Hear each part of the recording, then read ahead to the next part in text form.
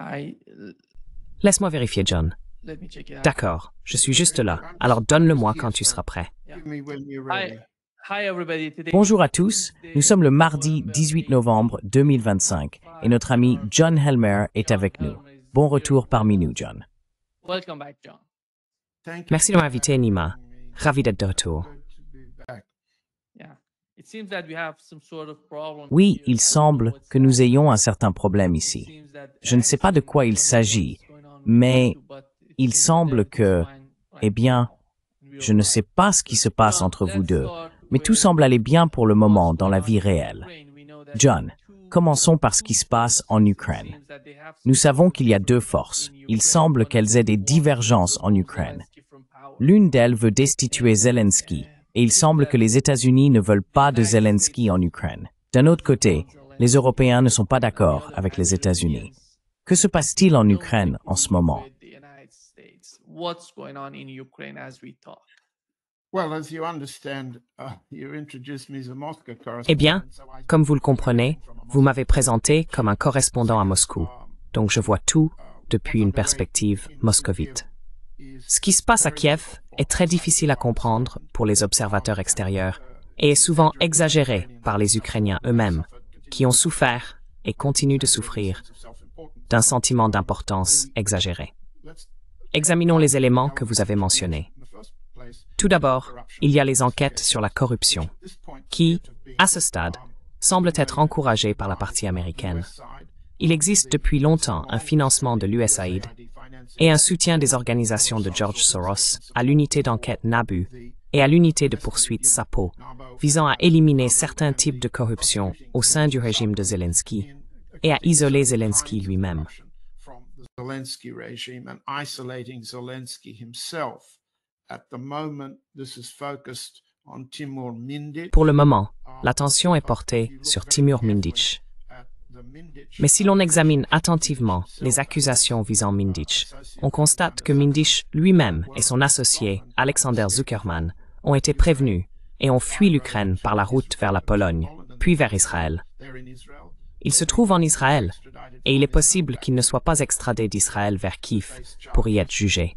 I can recommend Je peux recommander, à ceux qui souhaitent se pencher de plus près sur lui, ses associés et certains responsables ukrainiens, un ancien ministre de l'Énergie, un ministre de la Justice, un vice-premier ministre, de consulter un site très intéressant intitulé Événements en Ukraine, actuellement sur Substack, et publié par une personne écrivant sous le nom de Peter Korotaev. C'est un nom russe, K-Otaev, qui peut ou non être son vrai nom, et il n'est peut-être pas le seul à produire ce which may or contenu. may not be his real name, and he may not be the only individual producing this. This is well informed.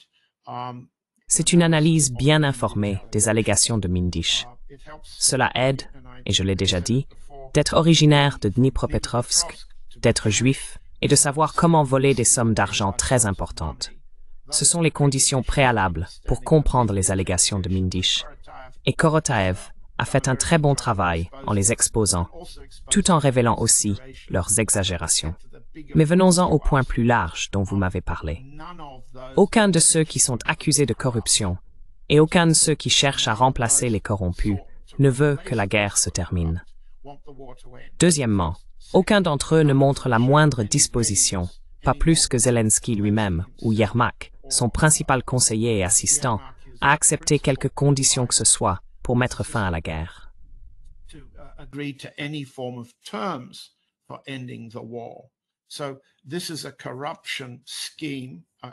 Il s'agit donc d'un schéma de corruption, d'un montage médiatique amplifié par la presse anglo-américaine, conçu pour renforcer la crédibilité des parties non négociatrices combattant du côté ukrainien.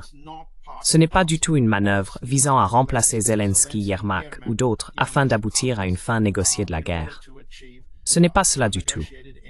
C'est au mieux une tentative de changer quelques chaises sur le Titanic tout en niant que quoi que ce soit menace la fin de la guerre. Il n'y a ici aucun signe d'une candidature soutenue par le MI6 britannique pour le général Zaluzhny, qui est basé à Londres. Vous avez un individu du MI6 dans l'émission. Les membres du MI6, comme ceux de la CIA, ne quittent jamais vraiment l'agence. Et personne ne peut dire si le MI6 et le gouvernement britannique continuent de soutenir une alternative à Zelensky. Mais l'essentiel, c'est qu'aucun de ces éléments ne représente une voie de sortie pour mettre fin à la guerre.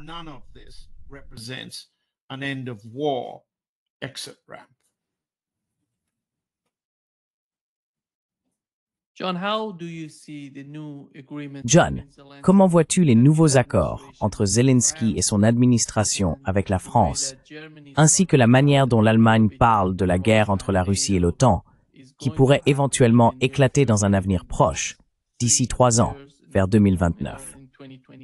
De quoi s'agit-il, selon toi? Parce que honnêtement, pour être réaliste, je ne vois pas l'Europe prête ni désireuse d'entrer en guerre contre la Russie. Mais quand on entend ce genre de rhétorique, il me semble que l'objectif principal est simplement la poursuite du conflit en Ukraine. Oui, quel est ton avis là-dessus?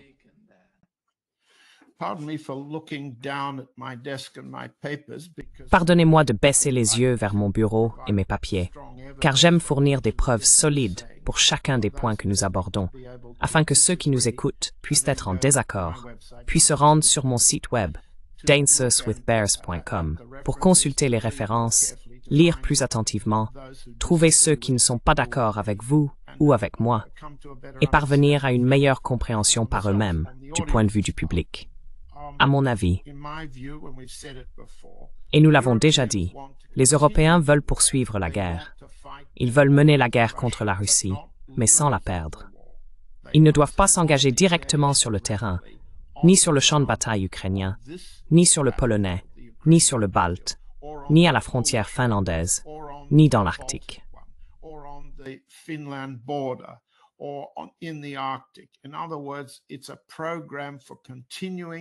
En d'autres termes, c'est un programme destiné à poursuivre la guerre contre la Russie, mais sans s'y engager de manière trop directe, afin d'éviter le risque d'une défaite militaire. Cela coûterait trop cher, politiquement parlant, à des gouvernements européens déjà très fragiles. On ne peut guère être plus impopulaire ou plus affaibli en France qu'Emmanuel Macron. Il gouverne par décret, face à un Parlement hostile, refuse des élections nationales et résiste aux appels à la défiance et à sa démission. Le chancelier allemand, Friedrich Merz, dirige un gouvernement de coalition minoritaire et faible. Lors des dernières élections, Merz a obtenu moins de 28% des voix pour son parti, la CDU. Ce sont des coalitions fragiles, et cette situation se répète dans toute l'Europe, aux Pays-Bas, en Finlande et ailleurs. Que veulent ces coalitions?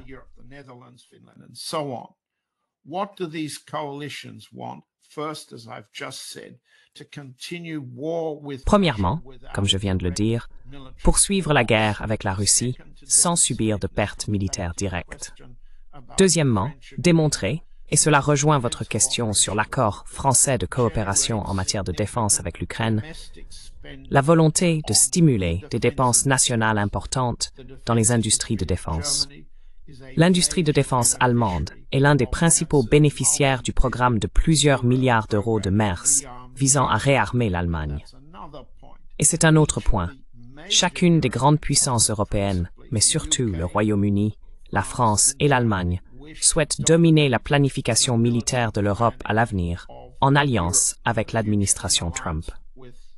Ainsi, nous assistons à une période de prospérité pour les industries de défense européennes. Cela se traduit, que ce soit en Finlande, en Allemagne ou en France, par des votes dans des circonscriptions clés. Cela entraîne d'importantes hausses des cours des actions.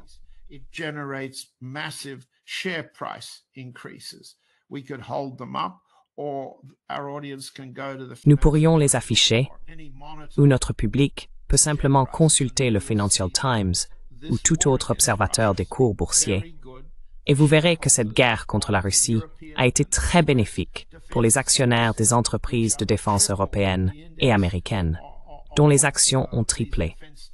L'indice de ces valeurs de défense en Europe et aux États-Unis a triplé depuis le début de la guerre en 2022. L'augmentation du cours des actions se traduit également par des primes pour les dirigeants de Rheinmetall et des autres. C'est l'Allemagne, mais on pourrait aussi citer les Français, les Britanniques, les Américains et ainsi de suite. cela se transforme en primes. Cela se transforme en emploi. Cela se transforme en soutien syndical. Cela se transforme en vote. C'est la base du soutien européen apparent à l'Ukraine. Ce n'est pas, comme certains de nos collègues de podcast l'appellent, une coalition des cerveaux morts.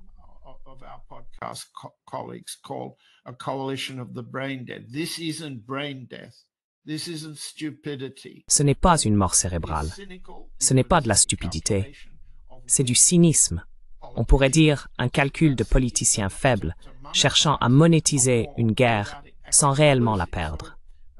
Alors, si Zelensky signe un accord pour le développement minier et des ressources avec Trump, ou s'il signe un accord de concession pour un investissement à long terme avec le Premier ministre Starmer du Royaume-Uni, ou encore s'il signe un accord de défense avec les Français, qu'est-ce que cela signifie vraiment?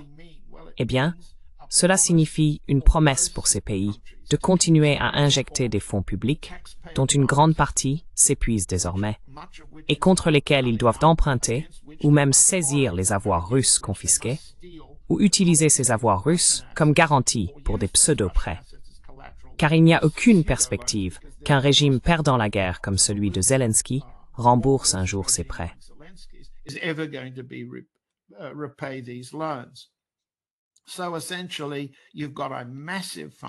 En somme, on a un immense système financier fondé sur la poursuite de la guerre sans la mener directement.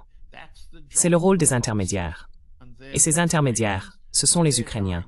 Ils meurent sur le champ de bataille, perdent du terrain et doivent affronter la perte d'électricité dans les centres de commandement de Kiev à Lviv, contraints de choisir entre la lumière et le chauffage à l'approche de l'hiver, sans gaz, sans électricité. Ce sont les techniques utilisées par la partie russe pour forcer l'Ukraine à capituler, à accepter un accord. Elle ne le fera pas. Oui, John, nous avons eu deux commentaires différents. John, we had two different comments from the Trump administration. One of them Pendant l'administration Trump, l'un des responsables était le secrétaire d'État Marco Rubio. La semaine dernière, il parlait des sanctions, du résultat des sanctions contre la Russie. Et l'autre commentaire vient de Donald Trump lui-même, qui parlait également des sanctions contre la Russie. Voici ce qu'a dit Marco Rubio. Here is what Marco Rubio said. Les sanctions de notre côté, je veux dire, nous avons visé leur principale compagnie pétrolière, ce que tout le monde réclamait. Évidemment, elles doivent être mises en œuvre, et il faudra un certain temps avant que nous en ressentions les effets. Mais, vous savez, je ne vois pas trop ce qu'il reste à faire. Je veux dire, nous commençons à manquer d'options. Il y a des choses que les Européens peuvent faire concernant les flottes fantômes. Et part de ça se passe dans des zones bien plus proches d'eux.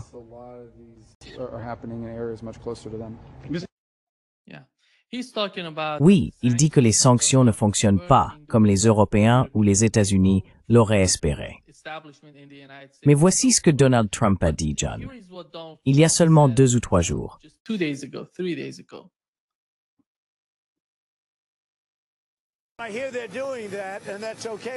J'ai entendu dire qu'ils faisaient cela, et ça me va. Ils adoptent une législation, ou plutôt les républicains mettent en place une législation qui est très stricte. Elle prévoit des sanctions, etc., contre tout pays faisant des affaires avec la Russie. Il pourrait y ajouter l'Iran, comme vous le savez, je l'ai suggéré. Donc tout pays qui fait des affaires avec la Russie sera très sévèrement sanctionné. Nous pourrions ajouter l'Iran à la formule, oui.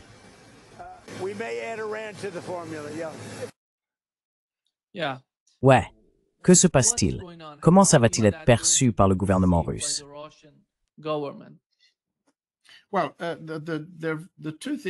Eh bien, les deux éléments très importants dans les deux extraits que tu as choisis, Nima, et merci de les avoir choisis.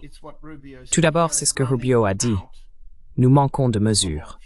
Tu l'as entendu le dire, puis il a en partie perdu ses mots. Nous manquons de... Nous sommes arrivés au bout de ce que nous pouvons faire pour sanctionner la Russie, pour la contraindre à trouver un accord et à mettre fin à sa guerre, la guerre contre la Russie. C'est la première chose, l'élément crucial que Rubio a dit. La deuxième chose que Trump a dite, au milieu de la conversation, c'est que, puisque tous deux essayent d'adopter un ton ferme, il faut regarder quels sont les éléments de nuance.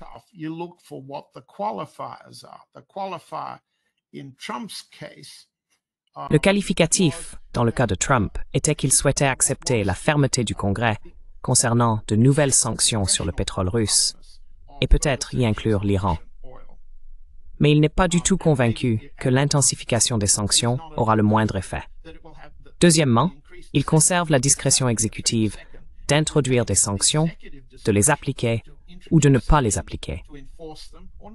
Maintenant, voyons aussi ce qu'il a dit. Après la rencontre en Corée du Sud avec le président chinois Xi Jinping, il a précisé très clairement, dans le même format de conférence de presse, que lui et le président chinois n'avaient pas discuté des lourdes sanctions visant les ventes et livraisons de pétrole de Rosneft et Lukoil à la Chine.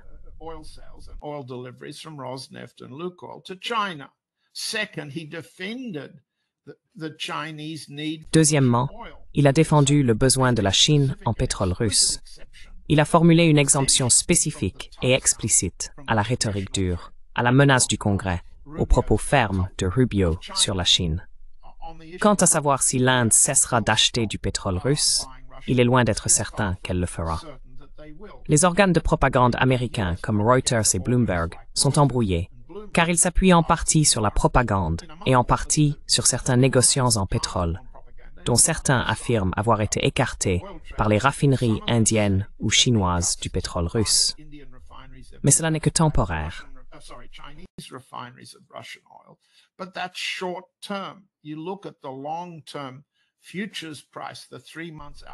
Si vous regardez le prix à terme à long terme, la projection à 3 mois, pour le marché du pétrole Brent et celui du pétrole Ural, vous constatez une adaptation au nouveau contexte, ainsi qu'une reconnaissance par le marché que Trump a atteint les limites de ce type de sanctions. Ainsi, le prix du pétrole Brent baisse légèrement.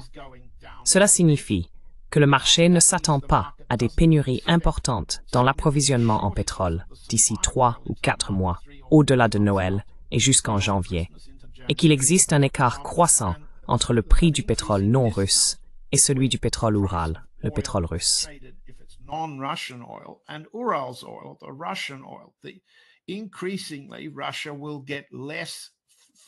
De plus en plus, la Russie recevra moins d'argent pour son pétrole, mais elle continuera à en vendre et devra accorder une remise plus importante au système intermédiaire qui en assure le commerce, via la soi-disant flotte fantôme de pétroliers, les livraisons par oléoduc, et ainsi de suite. Et cela aussi est important. Les sanctions visant Rosneft, par exemple, ont été levées dans des pays comme la Hongrie et la Slovaquie. Il existe également des contournements impliquant la livraison de brut russe aux raffineries turques, grecques et indiennes, qui réexportent ensuite des produits pétroliers vers l'Europe. Le contournement est déjà en cours.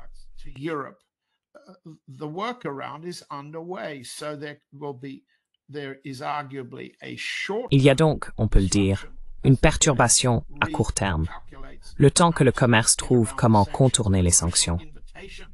Et l'invitation cruciale que Trump et Rubio lancent tous deux dans leurs nuances, c'est essayer de contourner cela.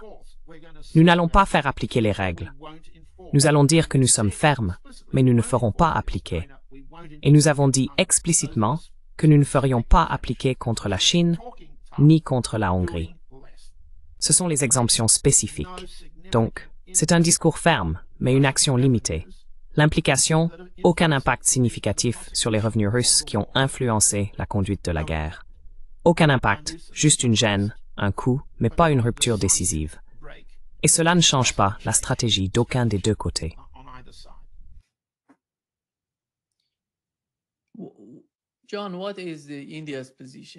John, quelle est la position de l'Inde dans toute cette situation? Comment voyez-vous l'Inde gérer ses relations avec les États-Unis et avec la Russie? Et où souhaite-t-elle se situer dans 2 ans? Partons de cette hypothèse, car il me semble que la guerre en Ukraine va se poursuivre. Je ne sais pas ce que vous en pensez, mais nous allons continuer à voir le conflit en Ukraine. Beaucoup de gens aimeraient savoir quelle sera la position dans un avenir proche et à long terme. It's a very important question, and thank you for opening the Indian. C'est une question très importante. Et merci d'avoir ouvert le dossier indien, pour ainsi dire, à notre public, car on sous-estime, tout d'abord, à quel point l'Inde est importante, non seulement comme membre des BRICS, mais aussi sur le plan bilatéral, individuellement, en tant qu'État superpuissance en devenir. L'Inde, la Chine et la Russie sont fortement alliés dans ce conflit. Ce qu'il est important de comprendre à propos de l'Inde en ce moment, c'est que le pays a été attaqué par le Pakistan la semaine dernière. Pourquoi dis-je cela? Parce qu'un groupe terroriste connu sous le nom de Jaish-e-Mohammed, basé au Pakistan, a constitué une importante réserve d'explosifs. Environ 3000 kg d'explosifs puissants ont été découverts par les services de sécurité indiens il y a un week-end, le samedi et le dimanche. La découverte d'armes et d'explosifs a été suivie par l'arrestation de plusieurs nouvelles personnes, des cols blancs, des médecins, dans la région de Delhi et ses environs. In and around the Delhi area. This triggered a panic. Cela a provoqué la panique au sein du groupe Jaish-e-Mohammed.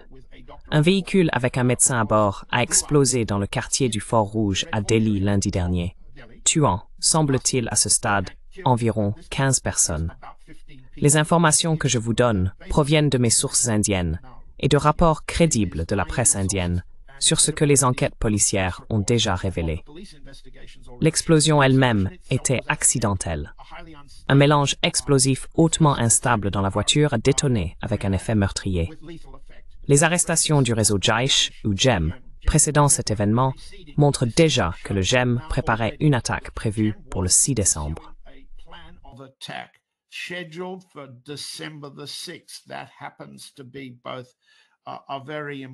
C'est à la fois un anniversaire très important dans la pensée des communautés indiennes et pakistanaises, hindoues et musulmanes. C'est aussi la date, cette année, à laquelle le président Poutine arrivera pour une nouvelle visite d'État en Inde, afin de rencontrer M. Modi. Ainsi, ce que nous observons maintenant, au cours de la dernière semaine, c'est un sentiment très urgent en Inde, qu'elle est de nouveau attaquée par un groupe terroriste, un proxy du gouvernement pakistanais. Et cela à son tour, puisque c'est le gouvernement pakistanais qui dirige cette action, conduit à la relation entre le maréchal Munir, véritable dirigeant du gouvernement pakistanais, et le président Trump.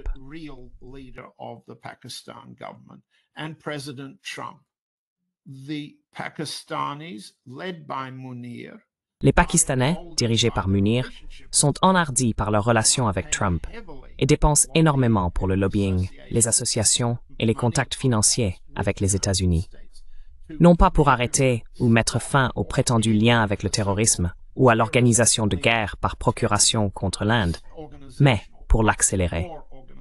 Ce que signifie la cache d'explosifs et ce que montrent les aveux et les interrogatoires des membres du JEM qui ont été arrêtés, c'est qu'il devait y avoir une vaste campagne de bombardements multiples autour du 6 décembre ou ce jour-là, à travers toute l'Inde, déclenchée simultanément, dans le but de provoquer une immense violence intercommunautaire. Des bombes à l'extérieur et à l'intérieur des sites et institutions religieuses hindoues, ainsi que des bombes à l'extérieur des institutions musulmanes, afin de déclencher des émeutes et des effusions de sang à grande échelle. Massive intercommunal rioting and violence. Right? So when you have that level, ainsi, lorsqu'un tel niveau de guerre existe entre le Pakistan et l'Inde, il devient prioritaire pour l'Inde de réévaluer une fois de plus la manière de mener sa guerre continue contre le Pakistan. Cela implique directement les États-Unis.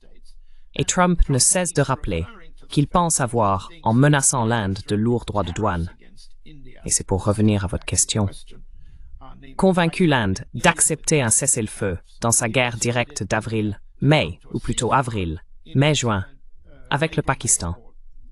Maintenant, je comprends que certains membres de notre auditoire souhaitent voir le Pakistan comme la victime ou comme le vainqueur de cette guerre initiale. C'est complètement faux, et nous n'avons pas le temps d'examiner toutes les preuves. This is completely false, and we don't have time to go through all the evidence. You want the evidence? Go to Dances with Bears, Vous voulez des preuves? Allez voir Dances with Bears. Consultez toutes sortes de sources et voyez ce qui s'est passé.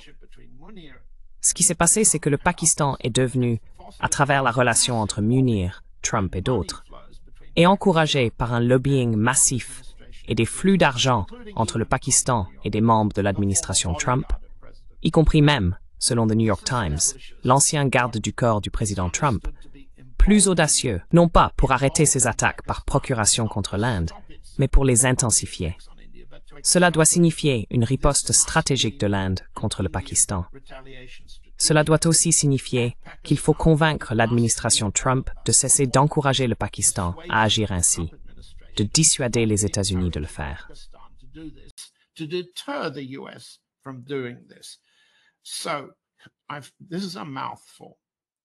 C'est un sujet complexe, un sujet qui touche au cœur de la sécurité indienne.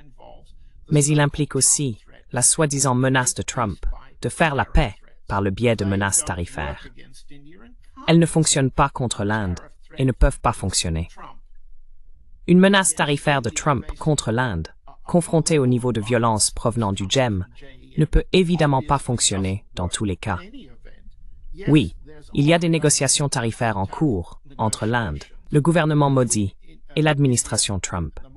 L'administration Trump a accordé une faveur particulière au Pakistan en réduisant son imposition tarifaire initiale sur ce pays, dont le commerce avec les États-Unis est minuscule comparé à celui de l'Inde, de 29% à 19%.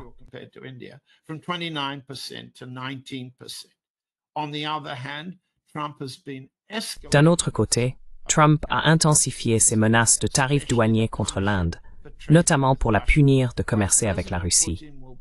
Eh bien, le président Poutine sera à Delhi le 6 décembre et mettra en lumière le mensonge derrière ce type de menace. Mais il faut comprendre que, avant tout, l'Inde est attaquée, et qu'elle est attaquée par une combinaison qui implique des éléments de l'administration Trump. Maintenant, si l'administration Trump, et Trump personnellement, décide de réduire les tarifs pour faire face à l'inflation intérieure, il l'a déjà annoncé lors de certaines de ses récentes discussions informelles avec la presse dans les avions.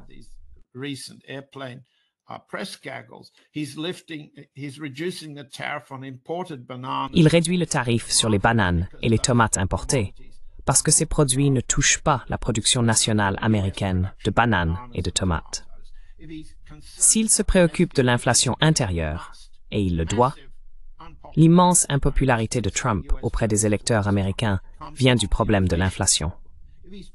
S'il est prêt à s'attaquer à son problème interne en réduisant les tarifs douaniers, alors il devra aussi s'occuper de son problème avec l'Inde en réduisant ou en rejetant explicitement l'usage du terrorisme et de la guerre par procuration par le Pakistan contre l'Inde.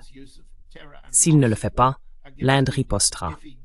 Et si l'Inde riposte, rien de ce que Trump fera ou dira sur le front du terrorisme ne fera une différence significative. C'est une question de guerre, pas de bananes et de tomates.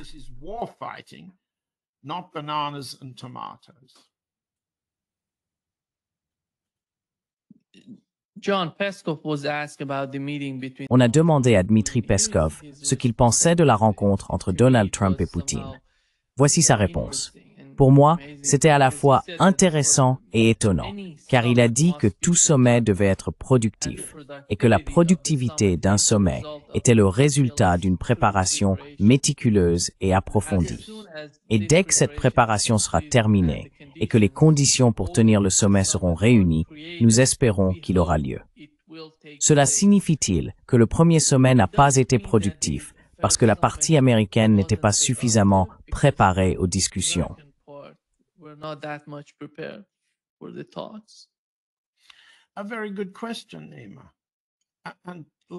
Une très bonne question, Nima. Et que notre public, qui vient écouter le podcast pour s'informer, comprenne bien que nous ne répétons pas quelque chose qui a déjà été discuté depuis le sommet de l'Alaska. Nous soulevons une question très importante.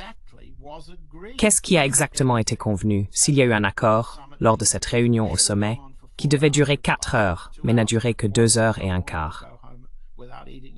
Trump voulait rentrer chez lui sans déjeuner en Alaska. Qu'a-t-on convenu? Or, la partie russe a déclaré à plusieurs reprises que des ententes avaient été conclues en Alaska, et elle reste convaincue de pouvoir amener Trump à respecter ces ententes. Cependant, la partie russe n'a pas précisé exactement quelles étaient ces ententes. Premièrement. Deuxièmement, la partie américaine a changé de position.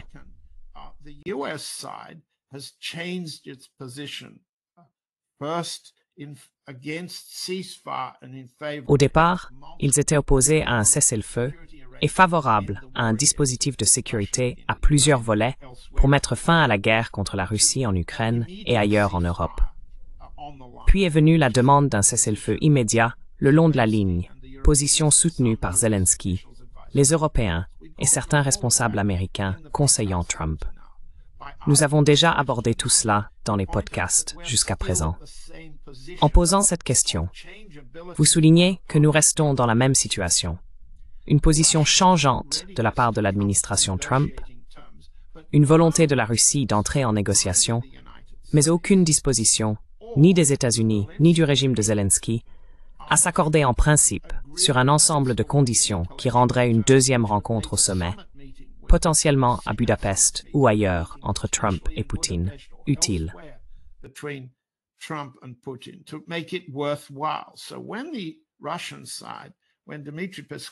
Ainsi, lorsque la partie russe, lorsque Dmitri Peskov, parlant au nom de Poutine, déclare qu'un sommet doit faire l'objet d'une préparation minutieuse, de préparatifs en amont, ce qu'il veut dire c'est à quel moment les Américains vont-ils parvenir à un ensemble de conditions sur lesquelles les deux présidents pourront avoir une discussion et conclure un accord. Ils ne vont pas organiser un sommet pour s'invectiver mutuellement. Ils ne vont pas non plus tenir un sommet pour une paix creuse. Ce genre de prétendue médiation que Trump a utilisé par le passé, du Congo à Gaza, de Gaza au Cambodge et à la Thaïlande, de la Thaïlande à l'Iran, et ainsi de suite. Ce sont des accords creux, vides de sens, et la Russie a clairement indiqué sur cette question qu'elle souhaite poursuivre les ententes, mais qu'elle attend que la partie américaine se mette d'accord.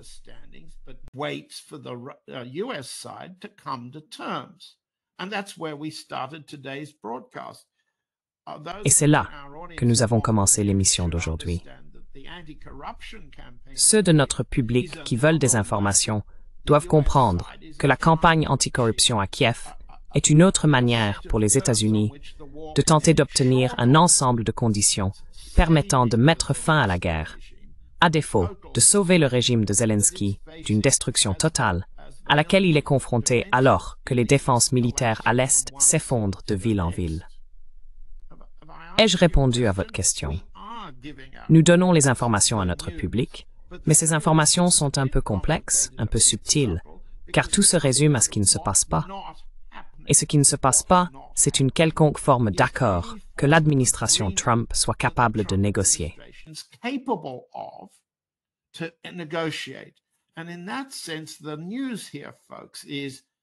Et en ce sens, la nouvelle ici, mes amis, c'est que Trump bat en retraite. Trump s'éloigne de son idée selon laquelle on peut, par une démonstration de force américaine, force de terreur, force militaire, amener son adversaire à se rendre. L'Iran, le Venezuela, la Corée du Nord, la Russie, le Hamas, on ne peut pas simplement forcer son adversaire à céder. On ne peut pas les contraindre à venir à la table des négociations pour signer un accord de paix selon ses propres conditions. Cette stratégie, appelons-la la stratégie d'extorsion de Trump. La force déclenche un règlement selon les conditions dictées par Trump, échoue partout. Et la nouvelle, c'est que Trump est en retraite. Il ne renonce pas seulement aux droits de douane sur les bananes et les tomates sur le marché intérieur américain. Pour fait-il cela?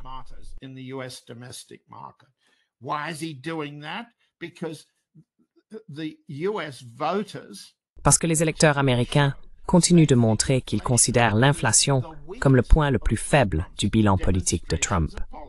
Les sondages indiquent que l'inflation, l'inquiétude des électeurs à ce sujet, détruit l'approbation publique de la présidence de Trump. Il recule donc sur ce terrain, d'abord sur les bananes et les tomates, et le reste suivra bientôt. Au Venezuela, une telle démonstration de force, jamais vue auparavant contre un État caribéen, est désormais remplacée par l'indication donnée par Trump que Maduro veut discuter. Il ne se réfère pas au président du Venezuela en tant que Monsieur Maduro, mais il dit et admet que Maduro souhaite des négociations. Et il est maintenant prêt à parler. C'est un recul. Trump bat en retraite. Retreat. Trump is beating a retreat. Only 2 weeks ago, he basically called off. Il y a seulement 2 semaines, il avait pratiquement annulé les pourparlers avec Maduro en rappelant son envoyé spécial, une sorte de Stephen Witkoff de la Méditerranée, c'était Richard Grenell, mettant ainsi fin aux discussions avec le Venezuela. Maintenant, il les relance. Cela signifie que la stratégie de Trump est en recul. On peut le constater également dans la guerre en Ukraine. Et c'est le signe dont nous parlons depuis un moment dans la campagne anticorruption à Kiev. Nous pouvons aussi évoquer la manière dont les Américains ont tenté d'imposer leur paix à Gaza face au génocide israélien et d'accroître la pression sur l'Iran.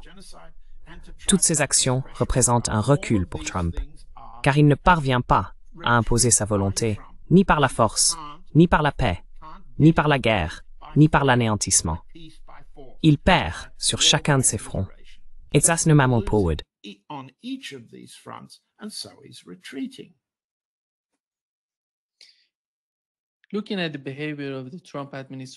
En observant le comportement de l'administration Trump en mer Rouge, ils sont arrivés au pouvoir en parlant de la mer Rouge, en disant « Nous allons vaincre les Yéménites, les Houthis ». Puis est venue la guerre avec l'Iran, et maintenant, comme vous l'avez mentionné, avec le Venezuela.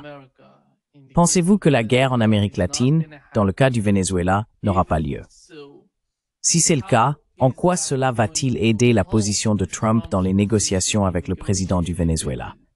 Car jusqu'à présent, ce que nous avons entendu de sa part, c'est qu'il est prêt à discuter avec les États-Unis, qu'il est prêt à vendre du pétrole aux États-Unis, il est prêt à tout, à n'importe quel type d'accord. Mais il semble qu'après tout, Rubio n'en soit pas satisfait. Rubio ne veut pas de lui au pouvoir au Venezuela.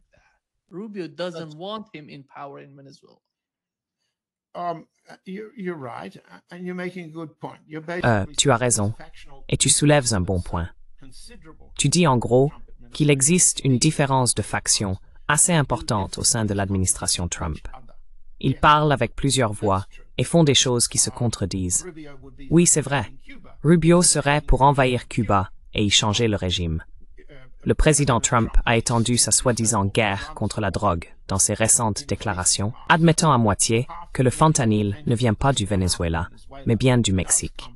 Et il a dit que la cocaïne et d'autres flux de drogue vers les États-Unis lui posent un problème avec le Mexique et la Colombie. Maintenant, l'ambassadeur Freeman a expliqué très clairement quelles sont les véritables dynamiques de cette soi-disant histoire de guerre contre la drogue. Une couverture pour un changement de régime.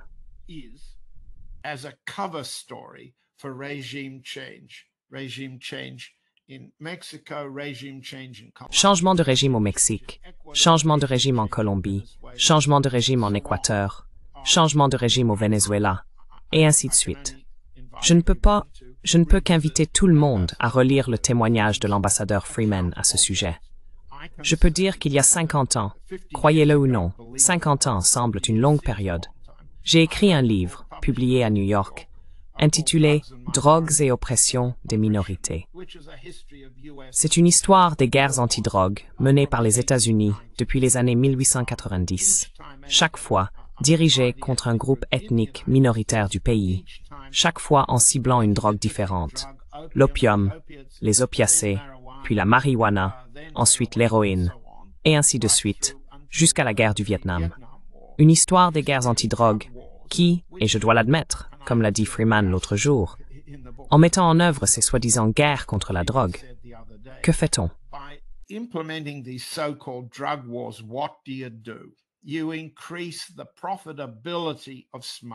Vous augmentez la rentabilité de la contrebande. Vous n'affectez pas la demande de drogue, ni aux États-Unis, ni ailleurs. La dépénalisation du commerce de la drogue est un moyen plus efficace de répondre à cette demande, sans créer la rentabilité du commerce lui-même. Les guerres contre la drogue ont, depuis près de 2 siècles aux États-Unis, profité aux soi-disant cartels de la drogue, l'ennemi dont Trump et Rubio veulent parler en ce moment. Cartel de la drogue, narcoterroristes, voilà les mots. Ils étaient utilisés différemment sous l'administration Nixon, et ils l'étaient aussi différemment dans les années 1890 à San Francisco, contre les fumeries d'opium chinoises. In San Francisco against Chinese opium dens. The story's always the same. L'histoire est toujours la même. Le but sous-jacent de ces guerres est différent, politique, économique. L'histoire de la drogue n'est qu'un camouflage. Maintenant, après avoir dit tout cela, supposons que nous soyons tous d'accord et que nous comprenions cela. Qu'est-ce qui, exactement, dissuade Trump, le pousse à reculer, pousse Rubio à modérer ses propos? La réponse, une défense efficace. Le Venezuela organise une défense populaire efficace, une défense militaire efficace. Il peut être envahi, oui. Il peut être détruit, oui. Mais le coût pour les États-Unis d'une telle invasion, d'une telle attaque, nous y avons fait référence ici, en rappelant à tous l'invasion de la baie des Cochons menée par JFK contre Cuba, représente un risque de type baie des Cochons. Cuba has a Bay of Pigs risk. Trump is retreating from the Bay of Pigs risk. Trump se retire du risque de la baie des Cochons au Venezuela. C'est pour cela qu'il parle. Pourquoi peut-il s'entendre avec Maduro sur la question de la drogue? Parce qu'il vient de conclure un accord avec le président Xi de Chine. La Chine a accepté, je cite, de faire davantage pour contrôler l'exportation des soi-disant précurseurs du fentanyl, afin qu'ils ne puissent pas être fabriqués dans les Amériques, puis réexportés. Si la Chine peut parvenir à un tel accord, Maduro le peut aussi, comme vous l'avez dit. Et Maduro pourrait adoucir un tel accord par des concessions sur les ressources minérales et les champs pétrolifères aux États-Unis, comme Trump veut le proclamer, n'est-ce pas? Que cela implique ou non la perte ou le transfert de concessions pétrolières russes ou de ressources chinoises au Venezuela est quelque chose que la presse américaine rapporte, ou plutôt déforme, en information, désinformation, mensonge.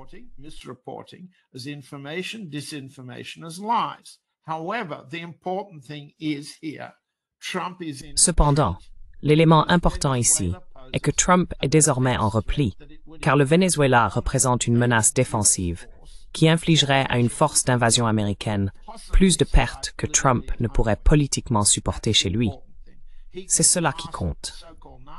Il peut faire exploser les soi-disant vedettes rapides, narcoterroristes en mer, au large des côtes vénézuéliennes ou colombiennes, car elles ne causent aucune perte américaine. Mais cela n'a aucun impact aux États-Unis sur le soutien des électeurs à Trump. Alors, où en sommes-nous? Les États-Unis sont en retrait, et tout le monde dans le monde peut le voir. Vous demandez s'il y aura une guerre au Venezuela.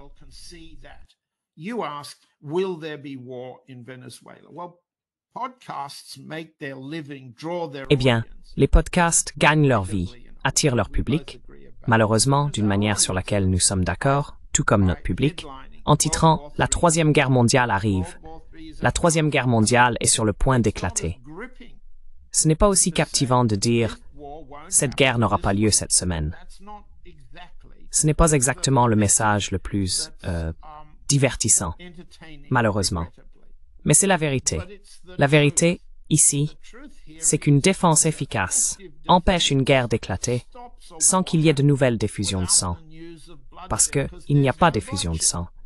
Et c'est un accomplissement non seulement du gouvernement Maduro au Venezuela, c'est aussi un accomplissement de ceux qui soutiennent Maduro et contribuent à rendre cette défense une dissuasion crédible.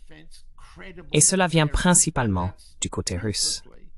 Mais ce n'est pas quelque chose que vous verrez le président Poutine proclamer ou célébrer de la manière dont Trump célèbre l'usage de la force.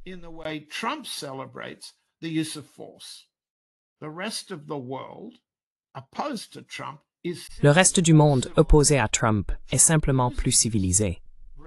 Mais Trump utilise cette rhétorique pour couvrir sa retraite lorsque la dissuasion devient trop douloureuse pour lui et qu'il perd ce que nous avons appelé, dans cette émission, la domination de l'escalade.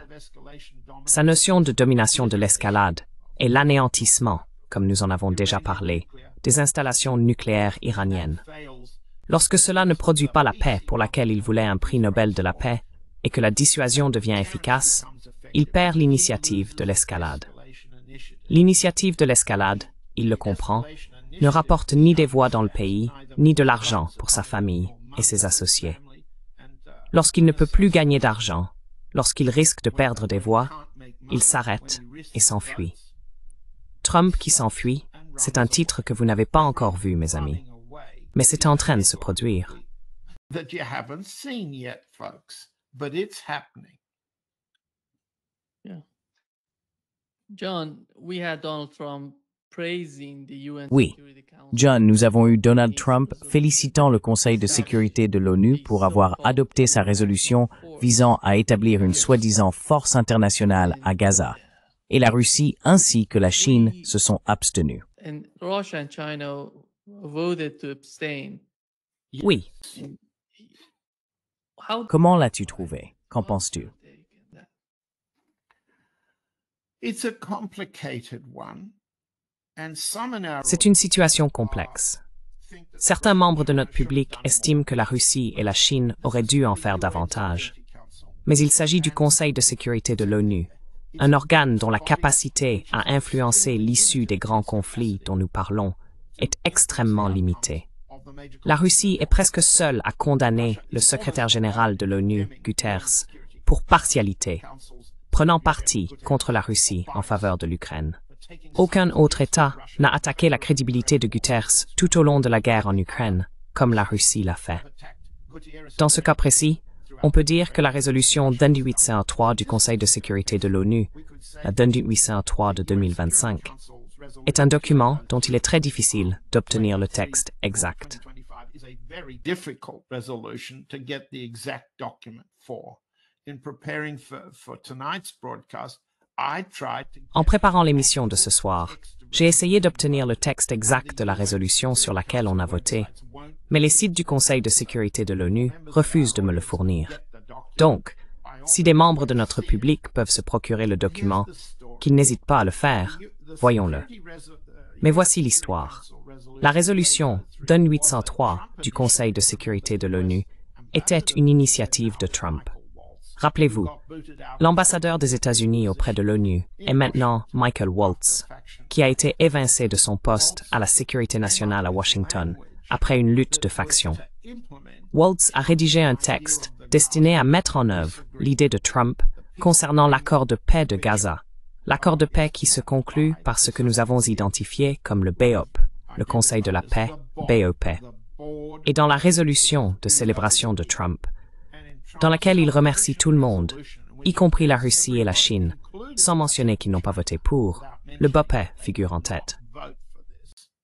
The BOP is at the top, and Trump says he is at the top of the Et Trump dit qu'il est au sommet du BOP. Au sommet du BOP. Le sommet du BOP consiste alors à mettre en place une force militaire et un gouvernement de transition remplaçant le Hamas, à démilitariser les Palestiniens de Gaza et à imposer à la Palestine, à Gaza pour commencer, une force mixte militaire et civile supervisée par Trump. Et, comme le dit la résolution, cela se fait en consultation avec Israël et l'Égypte. Ainsi, Israël et les États-Unis ont le dernier mot. Et l'Égypte n'a plus qu'à claquer des talons et saluer, comme elle le fait depuis la présidence peu regrettée d'Anwar el-Sadat.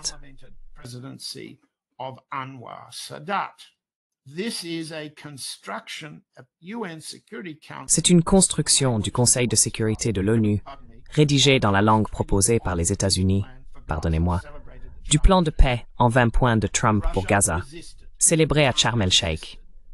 La Russie a résisté, la Chine a résisté à ce langage.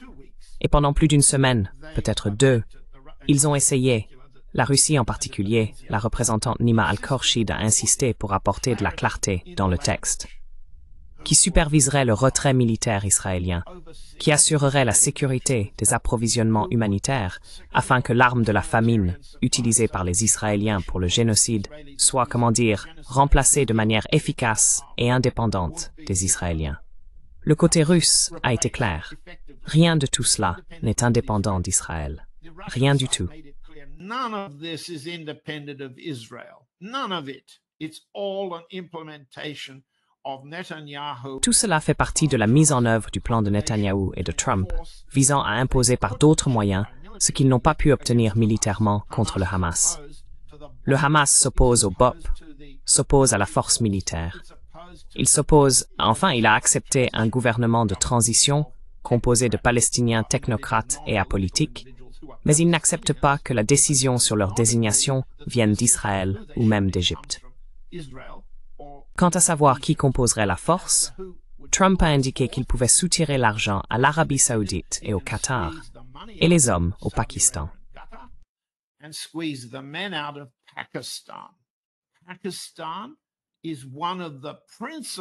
Le Pakistan est l'un des principaux soutiens du BOP. Il propose de fournir des troupes payées par les Saoudiens, commandées par les Israéliens à travers le BOP à Gaza.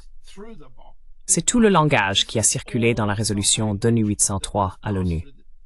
Mais lorsque la Russie a résisté, lorsque la Chine a résisté, les Américains ont alors proposé un projet de texte. Il est intéressant, d'un point de vue politique, de voir comment le langage a évolué au cours de ces dernières semaines. Mais nous n'avons pas le temps pour cela. Venons-en à l'essentiel. L'essentiel, c'est que la Russie et la Chine se sont abstenues parce que, comme elles l'ont dit dans la déclaration de Benzia, il y a une déclaration russe.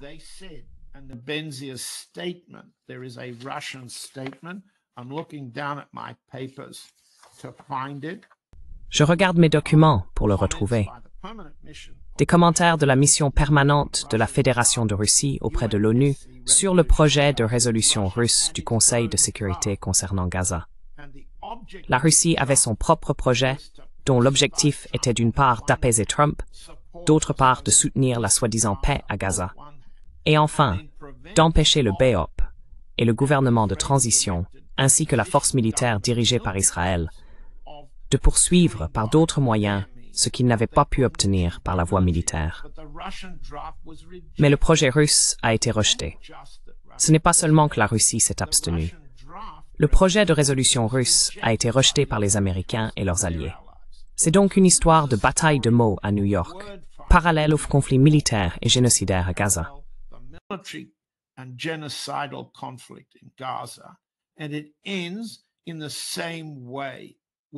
Et cela se termine de la même manière, avec une incertitude massive, avec Trump célébrant une victoire creuse et la Russie s'abstenant parce que c'est tout ce qu'elle peut faire à l'ONU. On ne peut tirer que des mots à l'ONU. Au Conseil de sécurité, la Russie a présenté son projet de résolution et cette résolution a été bloquée par les Américains. C'est donc un exemple, disons, d'un échange diplomatique autour de la guerre à Gaza qui se poursuit aujourd'hui. Et cela n'a pas de résultat plus pacificateur ni plus définitif comme fin du génocide israélien que ce que nous avons vu lors de la célébration à Sharm el-Sheikh ou que le soi-disant accord de paix que Trump avait obtenu de principe de la part du Hamas il y a plusieurs semaines. C'est une répétition en paroles de la même guerre.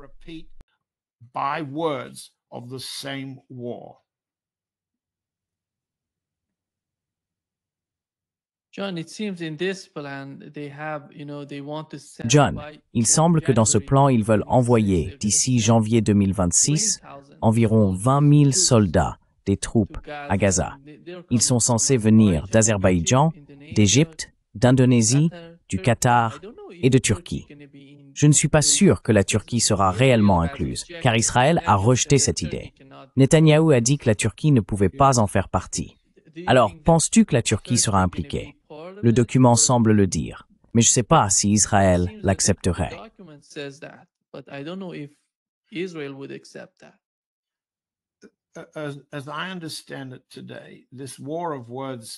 D'après ce que je comprends aujourd'hui, cette guerre des mots à New York n'a rien produit de plus que de vagues promesses de troupes de la part de chacun de ces pays. L'Azerbaïdjan est un nouveau venu relatif. La liste, commençant par l'Azerbaïdjan, l'Indonésie et le Pakistan, comprend des pays qui veulent apaiser Trump immédiatement, d'abord pour des raisons commerciales et tarifaires, ensuite à cause de leurs propres conflits bilatéraux, celui de l'Azerbaïdjan avec l'Arménie, l'Iran et d'autres. Nous pourrions passer la liste en revue, mais pour le dire autrement, il n'y a aucune certitude ni aucun accord sur la possibilité réelle de rassembler une telle force. Le camp russe l'a clairement indiqué. Quel est leur véritable rôle? The Russian side has made it clear. What's their real role? Is their role to attack Hamas? Leur rôle est-il d'attaquer le Hamas et de démilitariser la bande de Gaza? Parce que si c'est leur rôle, ce sera un échec, tout comme celui des Israéliens. En envoyant, en apparence, des soldats musulmans d'Azerbaïdjan, du Pakistan, d'Inde et peut-être de Turquie, obtient-on un quelconque résultat contre les Palestiniens, leurs coreligionnaires musulmans, que les Juifs israéliens n'ont pas réussi à atteindre? Utilise-t-on, en quelque sorte, la religion comme une arme contre les Palestiniens, musulmans contre musulmans? C'est l'idée de Trump. Cela va échouer. Concernant la Turquie, pourquoi Israël tient-il tant à bloquer les Turcs? La réponse, parce que Israël est en concurrence avec la Turquie, et nous avons déjà abordé ce sujet auparavant, en Syrie. D'accord. In Syria. Okay? In Syria, Syria has been partitioned into three. En Syrie, le pays a été divisé en 3 zones. Une zone turque, le long de l'ancien Sanjak ottoman, autour de Latakia et de la côte méditerranéenne, jusqu'à la frontière libanaise. Une partition israélienne, s'étendant à travers le plateau du Golan vers les faubourgs de Damas. Et une partition américaine couvrant l'Est, depuis la frontière Damas-Jordanie et la base américaine d'Al-Tanf, jusqu'à la frontière irakienne, englobant les champs pétrolifères et la région kurde. Israël rivalise avec la Turquie pour le contrôle du régime récemment installé à Damas. Le président par intérim, Al-Jilani al-Shara, son nom de guerre et son nom de paix, pour ainsi dire. Ainsi, Israël ne favorisera pas la présence militaire de la Turquie à Gaza.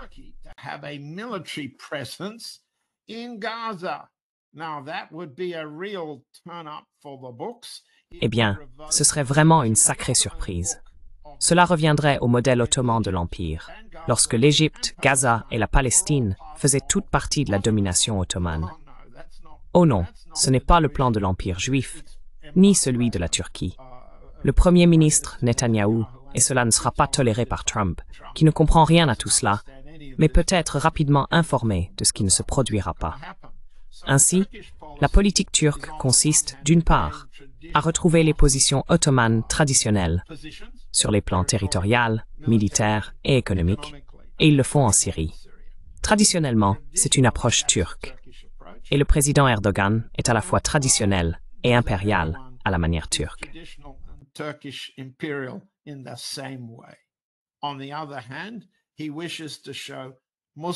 D'un autre côté, il veut montrer la solidarité musulmane avec les Palestiniens. Il fait toutes sortes de déclarations contre Israël, tout en continuant à fournir du pétrole et d'autres marchandises qui profitent à Israël, et en particulier à sa propre famille.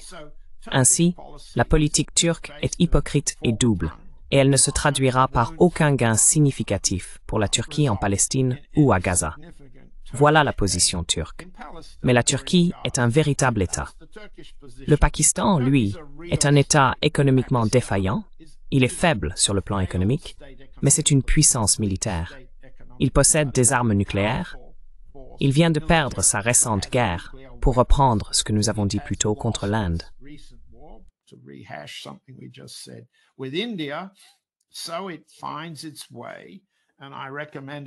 Ainsi, cela trouve son chemin, et je recommande à notre public de relire la version du New York Times sur la manière dont le Pakistan a employé des lobbyistes pour atteindre Trump, et le convaincre d'adopter le Pakistan comme l'une de ses armées favorites, l'un de ses États-nations musulmans préférés. Et Trump met en œuvre ce plan, qui est également avantageux pour lui, sa famille et d'autres sur le plan financier. Ainsi, l'argent accompagne les armes. L'argent précède les armes dans le plan d'action de l'administration Trump. Mais tout cela n'est que du vent, pour reprendre les termes utilisés dans la résolution 2803 du Conseil de sécurité de l'ONU. En pratique, cela signifie encore une fois que Trump progresse en parole, mais recule dans les faits.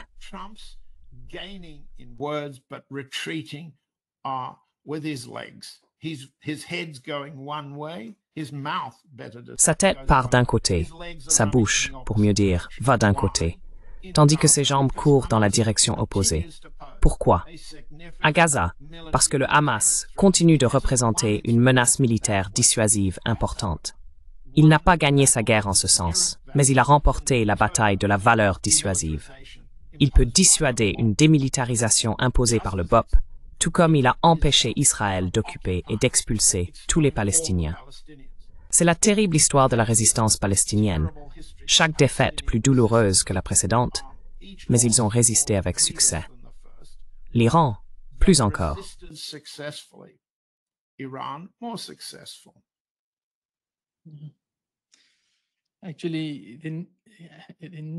En réalité, les courriels d'Epstein récemment publiés datant de juillet 2018, John, montrent qu'Epstein, réagissant à l'élection d'Imran Khan au Pakistan, a déclaré qu'il représentait une menace bien plus grande pour la paix qu'Erdogan, Khamenei, le dirigeant de l'Iran, Xi et Poutine. Il considérait cela comme une mauvaise nouvelle, et cela montre à quel point le Pakistan est crucial pour l'ensemble de l'affaire. La stratégie des États-Unis dans cette région, en ce qui concerne la Chine, la Russie, l'Iran, ainsi que tout le Moyen-Orient et l'Asie occidentale. Le Pakistan est d'une importance capitale, mais personne n'y prête vraiment attention.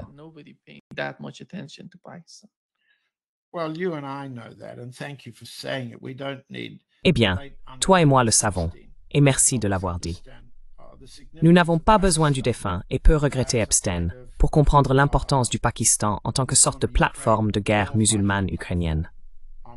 Cela a été un fardeau terrible pour le peuple pakistanais, car à chaque guerre que l'armée pakistanaise perd, elle gagne en force politique à l'intérieur du pays. En somme, Imran Khan représentait une alternative au régime militaire au Pakistan. N'oublions pas la pendaison de Zulfikar Ali Bhutto, le dernier dirigeant civil puissant du Pakistan, que l'armée a renversé et finalement exécuté. Nous n'avons pas le temps, à ce stade de notre émission, d'entrer dans les détails de la politique pakistanaise, et nous accueillons la participation et les désaccords du public sur la manière d'interpréter la politique pakistanaise. Mais tu as soulevé un point très important, Nima, et je te remercie de l'avoir fait. You made a very important point, Nima, and thank you for doing it. Pakistan is a major platform. Le Pakistan constitue une plateforme majeure pour la future stratégie des États-Unis. Combattre l'Iran à l'ouest du Pakistan, mener la guerre en Afghanistan à l'ouest et affronter l'Inde comme un défi majeur à l'hégémonie européenne et américaine dans la région.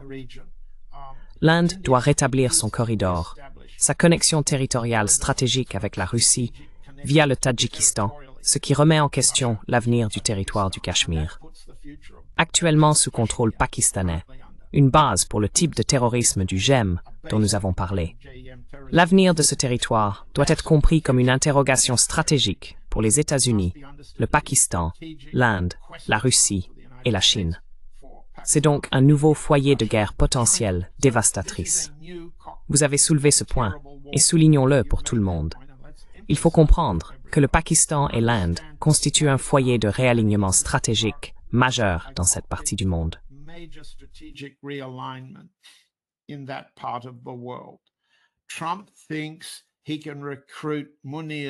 Trump pense qu'il peut recruter les hommes de main de Munir et une partie de ses troupes pour aller s'en prendre au Hamas à Gaza.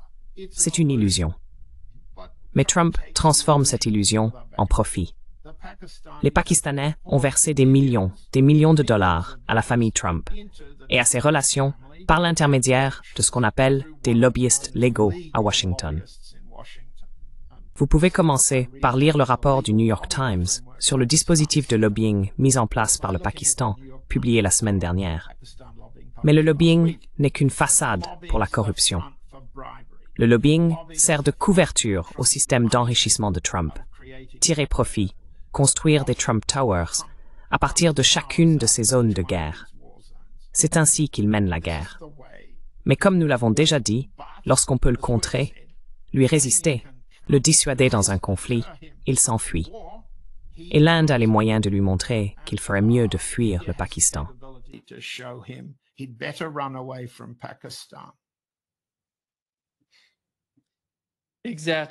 Exactement. Merci beaucoup, John. Ce fut un grand plaisir de parler avec toi aujourd'hui.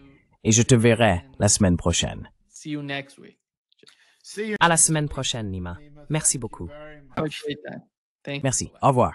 Thank you. Merci.